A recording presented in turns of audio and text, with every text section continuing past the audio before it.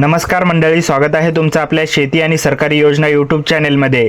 आजचा हा व्हिडिओ महाराष्ट्रातील एकल महिला, विधवा महिला, परित्यक्तता महिला आणि निराधार महिलांसाठी अतिशय महत्त्वाचा आहे।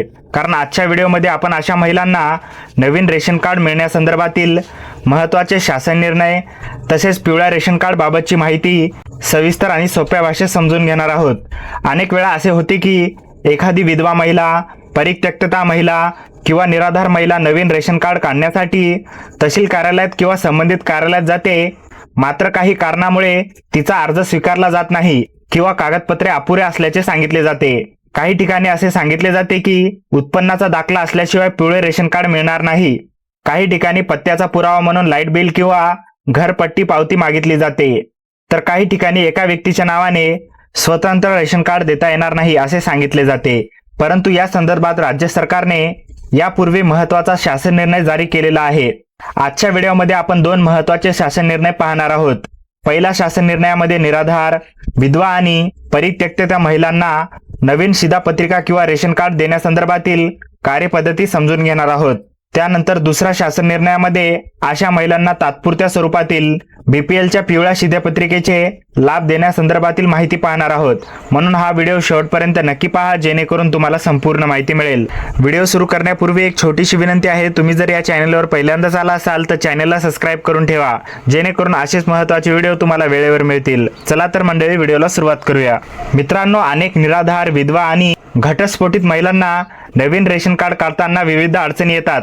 कार्यालयामध्ये गेल्यानंतर काही वेळा कागदपत्रे अपुरे असल्याचे सांगितले जाते, काही ठिकाणी उत्पन्नाचा दाखला मागितला जातो, काही ठिकाणी पत्त्याचा पुरावा म्हणून लाईट बिल किंवा घरपट्टीची पावती मागितली जाते, तसेच काही ठिकाणी एका व्यक्तीच्या नावाने रेशन कार्ड देता येणार नाही असे सांगितले जाते। मात्र या विषयासंदर्भात महत्त्वाचा शासन निर्णय उपलब्ध आहे। मित्रांनो, नवीन रेशन कार्डसाठी हमीपत्र, नवीन रेशन कार्डचा अर्ज, आवश्यक असल्यास संबंधित तलाट्यांचा पंचनामा आणि आधार कार्ड यासारखी कागदपत्रे महत्त्वाचे ठरणार आहेत। येथे हमीपत्राचा मुद्दा विशेष महत्त्वाचा आहे।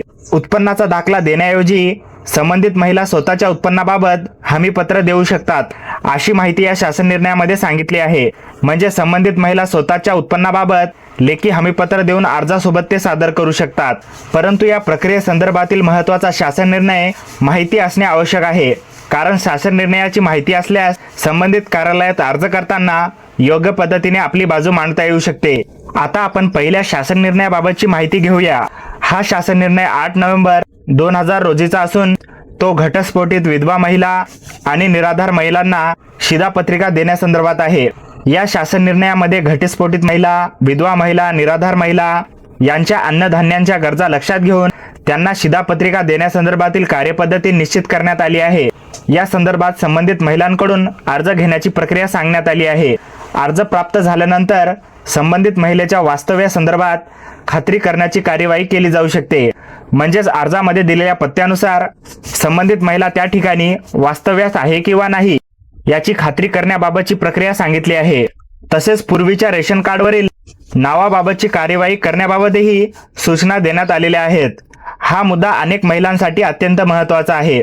समजा एखादी घटस्फोटित महिला, विधवा महिला किंवा निराधार महिलेचे नाव पूर्वीच्या रेशन कार्डवर आहे, अशा परिस्थितीत पूर्वीच्या कार्डावरील नाव रद्द केल्याबाबतचे प्रमाणपत्र उपलब्ध असल्यास त्यानुसार नवीन कार्ड देण्याची कार्यवाही करावी, अशी माहिती या संदर्भात सांगितली जात आहे।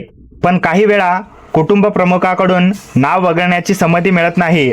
अशा परिस्थितीत संबंधित अर्जदार महिलेच्या विनंतीनुसार ही अट शिथिल करून तिला नवीन कार्ड देण्याची कार्यवाही करावी, असा महत्त्वाचा मुद्दा सांगण्यात आलेला आहे।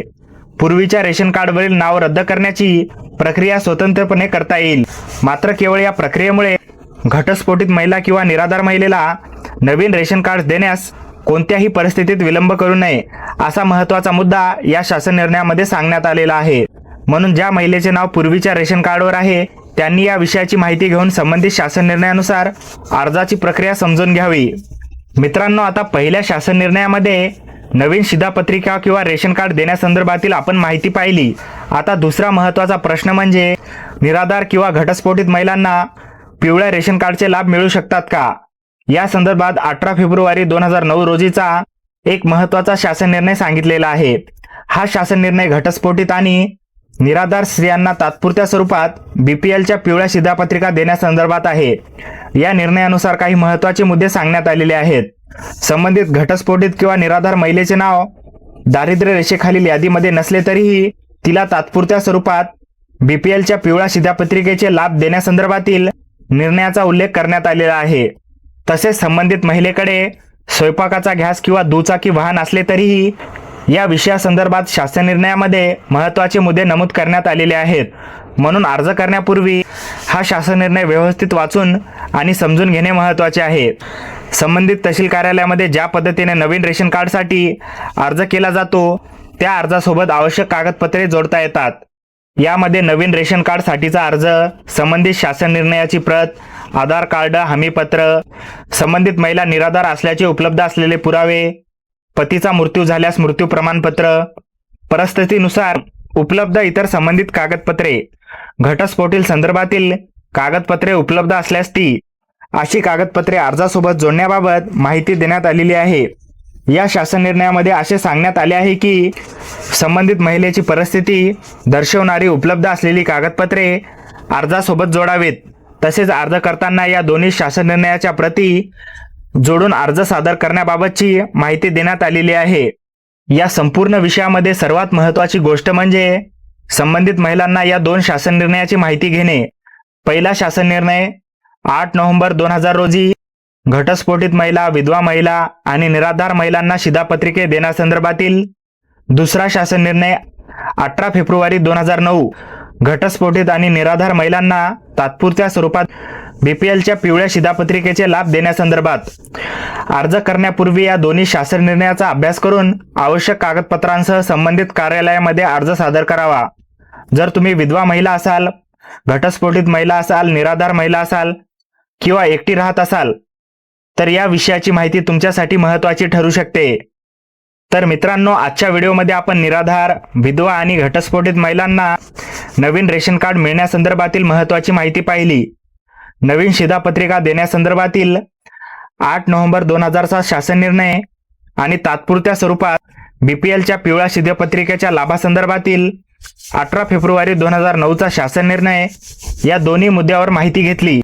तसेच पूर्वीच्या रेशन कार्डवर नाव असल्यास काय करावे, अर्जाच्या प्रक्रियेमध्ये कोणत्या प्रकारची माहिती आणि कागदपत्रे महत्त्वाची ठरू शकतात, तसेच शासन निर्णयाची माहिती घेऊन अर्ज कसा सादर करावा हेही आपण समजून घेतले. जर तुम्हाला ही माहिती उपयुक्त वाटली असेल तर हा व्हिडिओ विधवा महिला, घटस्फोटित महिला आणि निराधार महिलांपर्यंत नक्की शेअर करा, जेणेकरून त्यांनाही या महत्त्वाच्या शासन निर्णयाची माहिती मिळू शकेल. भेटूया पुढील व्हिडिओमध्ये. तोपर्यंत धन्यवाद. जय हिंद, जय महाराष्ट्र.